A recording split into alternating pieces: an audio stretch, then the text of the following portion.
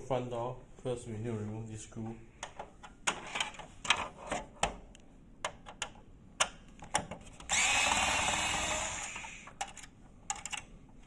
Okay, then open the front door here. Next, we need to remove the cover front. Leave out this area here. Then we clear the hook here. Slide the cover out.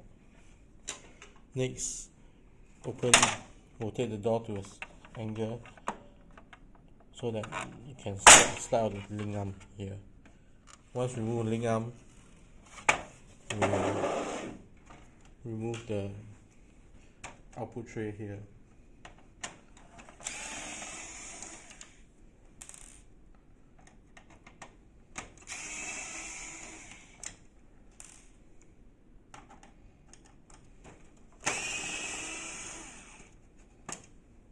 There's two catches here, one in here and one here.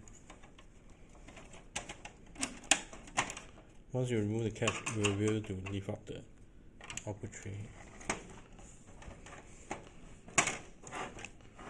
Once removed, slide out the output tray to expose the two main hinge here. Next, rotate the door to about 45 degrees and remove the hinge from the post here, followed by sliding the door towards this direction, and we can remove the whole door.